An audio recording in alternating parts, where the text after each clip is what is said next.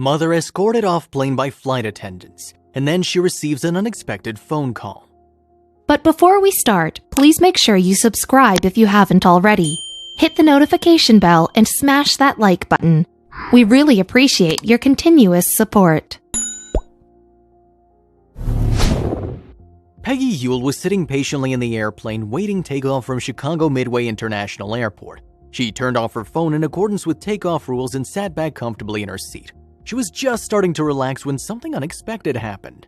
The plane, rather than heading towards the runway for takeoff, changed direction without warning and made its way back to the boarding gate. The atmosphere inside the aircraft was one of confusion, as you can imagine. Then the flight attendant approached Peggy and told her she needed to depart from the plane immediately. There's always someone on the plane who feels extremely uncomfortable about flying. We've all witnessed that nervous flyer who grabs onto the armrest of their seat so intensely their knuckles go white during takeoff. For the less nervous among us, flying is a pleasant experience. With a good film selection, comfortable seats, and plenty of food, it can even be enjoyable. Peggy was looking forward to her flight that day. However, it wouldn't turn out quite as she had imagined. Peggy was someone who flew regularly, so she knew the drill. She'd seen countless flight attendants go through the motions of demonstrating the safety procedures and practically knew them by heart. She didn't need reminding that all phones must be turned off before takeoff. She obediently turned herself off, checked that her seatbelt was properly secured, and ensured her seat was upright. She completed a final check to make sure that none of her belongings were obstructing the aisle and that her carry-on bag was correctly positioned under the seat in front. Confident that everything was as it should be, she sat back in her chair and relaxed, waiting for takeoff. Uhle was due to be traveling to Cleveland, Ohio from Chicago, Illinois. She could have driven but decided to save some time by taking a flight instead. Chicago and Cleveland are approximately 350 miles apart. In the car, this would have taken her over 5 hours, but flying meant that she'd be there within about an hour and a half. It was definitely worth taking the flight, but things didn't quite go to plan. Uhle recalls the moment when the flight attendant came towards her. The attendant walked intentionally over to Uhle and told her that she needed to get off the plane. "I figured I was on the wrong plane," Uhle explained to boardingarea.com during a 2015 interview. Midway International Airport is a major commercial airport on the south side of Chicago, Illinois. It was opened back in 1927 and was the primary airport of the region until the opening of the O'Hare International Airport 28 years later. It's typically referred to as Midway Airport Chicago, Midway, or simply Midway. Today, it's the second largest airport in Chicago metropolitan area and the state of Illinois.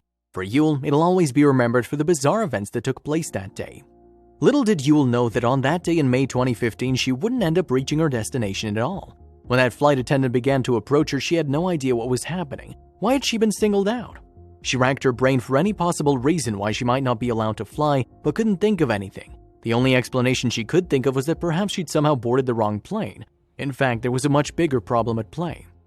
However, this was not an isolated incident. There have been numerous occasions where people have been removed from flights out of Chicago. A similar thing happened to David Dow Duan back in April 2017. David Dow Duan is a Vietnamese-American doctor who was removed by force from a United Airlines flight. This occurred because 4 members of the airline staff urgently needed to get to Louisville, but no one was willing to give up their seat.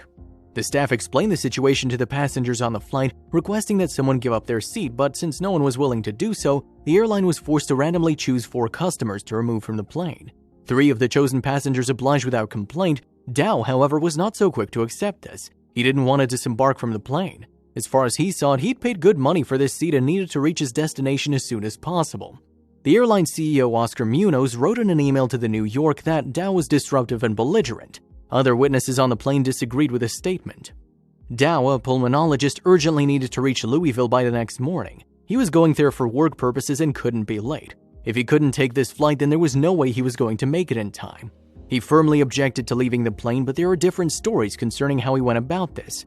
Contrary to what the CEO said, other passengers on the plane said that Dow had been polite and matter-of-fact when he spoke to staff. Video footage from the flight also shows that he wasn't being rude. Witnesses on that plane in Chicago O'Hare International Airport claimed the airline staff were less than friendly in the way they approached Dow. When Dow refused, the staff requested that security officers escort Dow from the aircraft, then they became aggressive.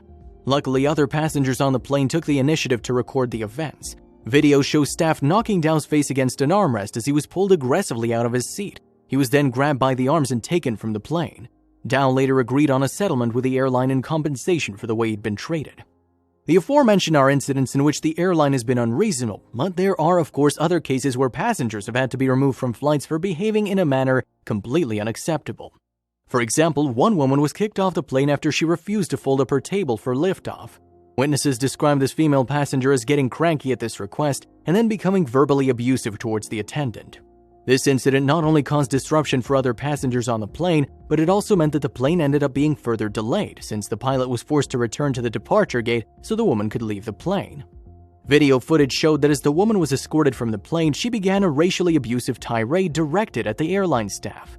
However, the other passengers seemed to quite enjoy the drama of it all, even going as far to cheer when the woman was ejected from the flight.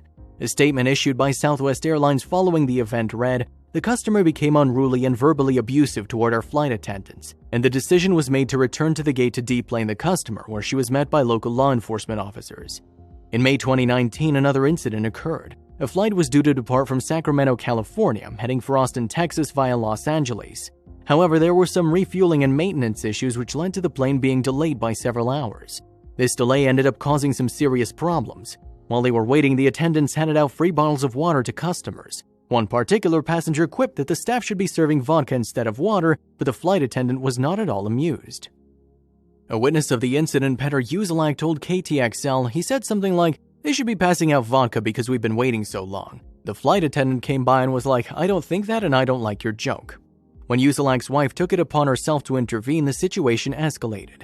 Uhle recalls, "Then my wife tried to butt in there and say, 'Look, we've been on this plane for hours.' And the attendant says, 'Well, so have I, so get used to it.' Then all of a sudden I see her on the telephone up in front." Shortly afterwards, the plane returned to the gate and the man was removed by Sacramento County Sheriff officers. Southwest Airlines made no apology for the incident, but they did issue a statement which was reported by MSN. "We regret any less than positive experience a customer has on board our aircraft. We welcome over 100 million customers each year and we aim to maintain the comfort of all while delivering Southwest hospitality." Just a few weeks before Peggy Uhle's experience with Southwest Airlines, yet another passenger claimed they had a particularly difficult experience. She'd been waiting for the flight to take off when she received a disturbing message from her husband. The airline reportedly then prevented her from calling him. Passenger Karen Momsen-Evers from Milwaukee, Wisconsin received a message from her husband saying he intended to take his own life. She managed to send him a reply before the plane departed, but when she asked the staff whether she could make an emergency phone call, they said it wasn't possible. After Momsen-Evers explained her situation, desperately asking to make this call before the plane departed, the crew still instructed her to set her phone to flight mode. According to the Daily Mail, once the plane had taken off, she asked another crew member for an opportunity to make an urgent call to her husband. They reportedly responded by saying that there was nothing they could do for her. Momsen-Evers was forced to continue her journey home, crippled by worry about what her husband might do if she didn't speak to him. She arrived at home at the news that her husband had in fact committed suicide. Southwest Airlines insisted that it's routine for aircrew to inform pilots of emergency situations in which the passengers on the aircraft are at risk. However, this didn't happen on this occasion. So, what actually happened with Peggy Uhle in 2015 that prompted pilots to return to the departure gate? Had she caused a scene? Had she offended someone? No, she hadn't done either of those things. It's transpired that there was an emergency at Peggy's home. The flight attendant was coming over to tell her that her husband had been desperately trying to contact her. An urgent situation had unfolded at home, and because Peggy's phone was on flight mode, her husband had to contact the airline in order to get a message to her. The situation was urgent, and it was necessary to alert the pilot and return to the departure gate. The pilot did so, and when it got there, the staff waiting at the gate told Uhle that she urgently needed to call home. When Uhle got through to her husband, he told her some terrible news. Their son had suffered a head trauma and was now in a coma in a hospital in Denver. This would come as a blow to any parent, but Uhle was thousands of miles away in Chicago headed for Columbus. She urgently needed to get home to her boy. Uhle was frantic. Her son was back home in a life-threatening condition and she was miles away. She didn't know how she was going to pay for a flight back to Denver, but Southwest Airlines had it all under control.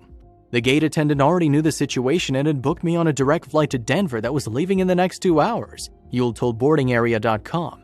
Southwest Airlines' efforts didn't end there. They thought of everything to save this distraught mother the trouble. Uhle continued, Southwest offered a private waiting area, rerouted my luggage, allowed me to board first, and even packed a lunch for when I got off the plane in Denver. The airline had gone above and beyond what was required of them to look after this exhausted mother. The help didn't end there. Uhle explained to the Daily Mail, my luggage was delivered to where I was staying, and I even received a call from Southwest asking how my son was doing. How much did the extra service end up costing? Absolutely nothing. Southwest Airlines are completely committed to going the extra mile for their customers. We don't take our commitments lightly. We're dedicated to doing the right thing. We take great strides to ensure passengers' safety and fostering trusting relationships between our employees, our customers, our supplies, and our planet. A spokesperson for the airline made a statement to Mail Online Travel in May 2015 concerning the Uhle incident.